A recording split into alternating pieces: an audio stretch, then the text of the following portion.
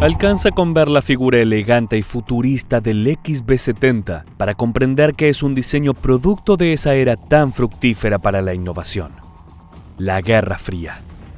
El Valkyrie no fue ni el primer ni el último bombardero supersónico, pero ciertamente fue uno de los más ambiciosos, con una brutal planta de 6 motores y la capacidad de triplicar la velocidad del sonido. El XB-70 estaba destinado a ser la lanza norteamericana que atravesase el corazón soviético. Pero, advertencia de spoilers, el proyecto fue un fracaso multimillonario que incluye pérdidas de combustible altamente tóxico, riñas políticas y una tragedia ridícula que manchó con sangre el historial del bombardero.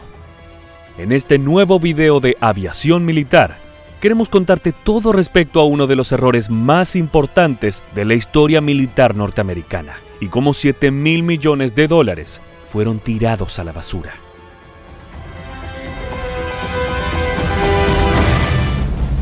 La Segunda Guerra Mundial reconfiguró el poder internacional, dejando 2 reyes con ansias de ocupar el mismo trono. Estados Unidos, en búsqueda de una ventaja táctica sobre la Unión Soviética, se enfocó en el desarrollo de armas nucleares, las cuales se postulaban como el futuro de la guerra, al menos desde un punto de vista destructivo. A mediados de los años 50, la Fuerza Aérea estadounidense llegó a la conclusión de que, si quería poner a Moscú entre la espada y la pared, necesitaba una nave que combinase la capacidad de carga de un Boeing B-52 con la velocidad del Convair B-58, el cual llegaba a Mach 2, es decir, a 2.450 kilómetros por hora. En 1955, esta necesidad estratégica se transformó en un requerimiento a nivel nacional, dando inicio a uno de los peores fracasos de la aviación norteamericana.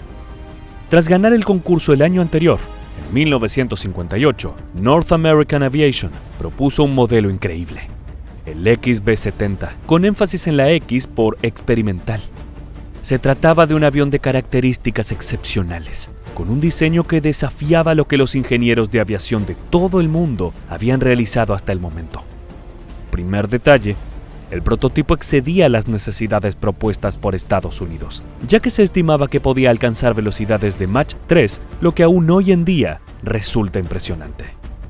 Además, sería capaz de cargar bombas nucleares o convencionales, con un alcance en combate superior a los 12,000 kilómetros, sin necesidad de reabastecimiento de combustible. Para darte una idea concreta de la importancia de este alcance, la distancia entre California y Moscú está por debajo de los 10,000 kilómetros, por lo que el XB-70 sería capaz de apuñalar el corazón del poder soviético en caso de que se desatara un conflicto nuclear.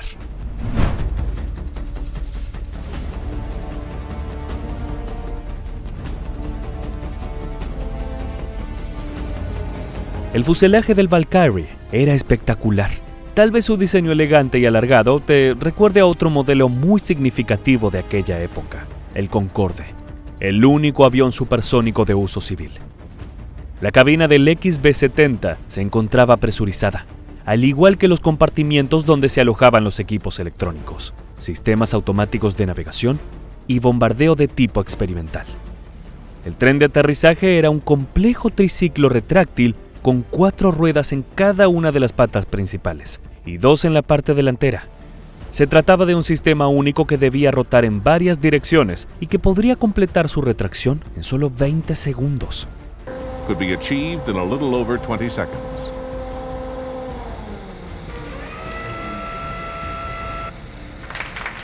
Pese a los aplausos orgullosos del equipo, más adelante veremos cómo este componente fue el primer paso en falso del proyecto. Una de las cualidades más impresionantes del prototipo se encontraba en su planta motriz. El avión estaba diseñado para volar sobre la propia turbulencia que generaba, y para lograrlo, estaba impulsado por 6 gigantescos turborreactores General Electric IJ93GE3, con un sistema de postquemadores ubicados uno al lado del otro. La parte trasera del XB-70 se asemeja más a la de un cohete espacial que al de un bombardero. Pero ahí radica parte de su encanto. Era un diseño absurdo y futurista, muy en línea con la obsesión espacial en la que se encontraban tanto Estados Unidos como la Unión Soviética. Así describía al Valkyrie y su impresionante consumo de combustible uno de los directores del proyecto. el general Fred J. Askimo. The two-man crew will sit side by side. The crew station in this position is about 20 feet above the ground. All of the space aft of the crew compartment is taken up by fuel, both in the fuselage and in the wings. Otro detalle que da cuenta de la minuciosa ingeniería aplicada se encuentra en los extremos de las alas, las cuales tenían un mecanismo hidráulico que les permitía doblarse hacia abajo, haciendo al avión más estable a velocidades supersónicas. Con esto se conseguía también hacer un mayor empleo del efecto de sustentación por compresión, mediante el cual la onda de choque supersónica era encauzada entre los extremos alares y la superficie inferior plana del avión, aumentando la sustentación en un 30% para lograr mayor fuerza vertical.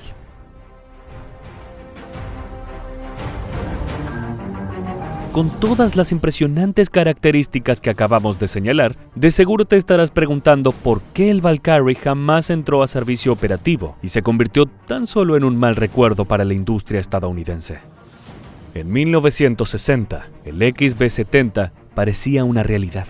No obstante, en marzo de 1961, el presidente John F. Kennedy decidió dar prioridad a otro aspecto de la capacidad nuclear de Estados Unidos: la construcción en serie de nuevos sistemas ICBM, es decir, los poderosos misiles balísticos intercontinentales.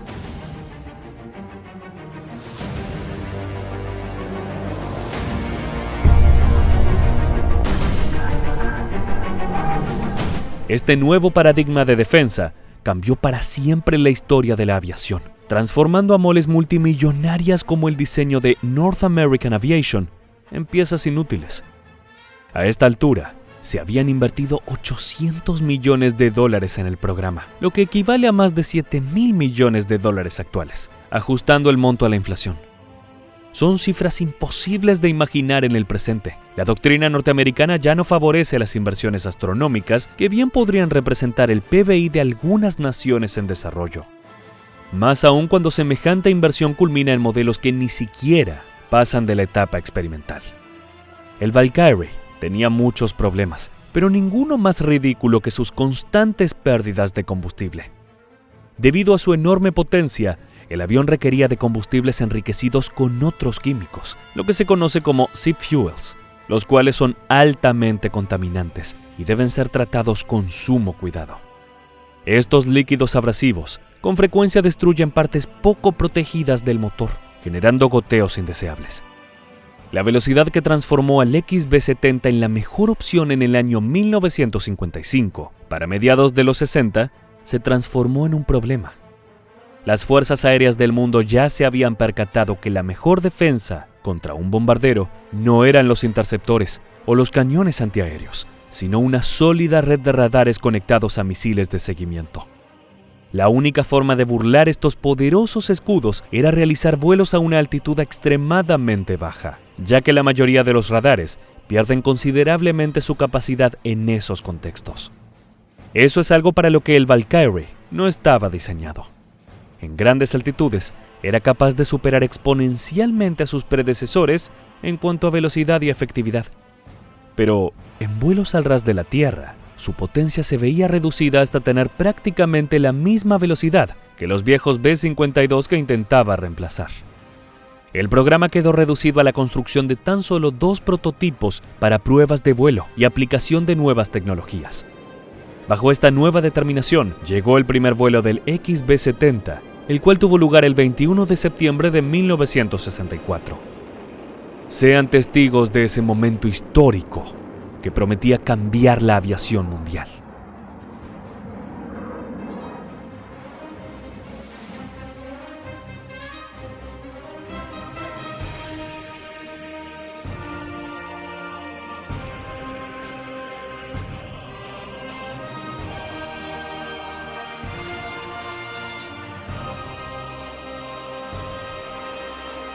Pese a lo imponente de las imágenes, de inmediato se hizo evidente un problema. El sistema hidráulico de retracción del tren de aterrizaje se había atascado. Por suerte, el copiloto pudo solucionar la crisis empleando un clip de papel que le permitió forzar la retracción desde la cabina. Parece una escena de película de acción, pero era tan solo el primer giro dramático. Durante el aterrizaje, 2 de las ruedas estallaron y se prendieron fuego debido a un error en los frenos. En estas imágenes puedes ver las llamas que despide el tren de aterrizaje en su recorrido. A medida que se detenían en la pista, el piloto y el copiloto no tenían idea de la situación, hasta que la torre de control se los informó.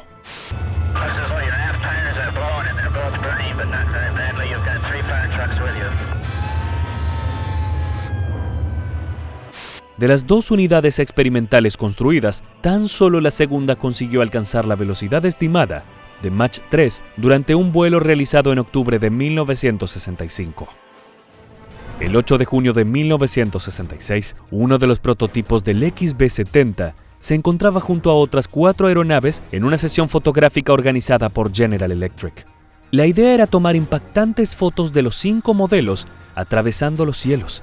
Sin embargo, en pleno vuelo, algo salió terriblemente mal. Un F-104 Starfighter giró con dirección al ala derecha del XB-70. El Starfighter estalló por el impacto, destruyendo los estabilizadores verticales y las estructuras alares del diseño de North American Aviation. El daño fue crítico. Pese a continuar volando en una línea recta por 16 segundos, el modelo experimental empezó a girar de forma incontrolable, hasta estrellarse en el suelo. El piloto del F-104 y el copiloto del XB-70 murieron de inmediato, mientras que el piloto de este último logró eyectarse a tiempo. No obstante, su brazo quedó atrapado en la cápsula de escape, por lo que sufrió heridas gravísimas.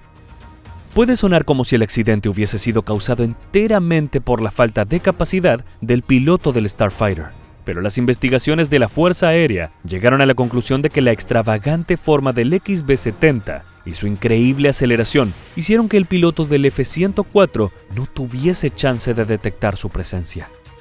La muerte de 2 militares de alto rango en una demostración fotográfica no se ven bien en el historial de ningún armamento experimental, menos en uno con un costo multimillonario.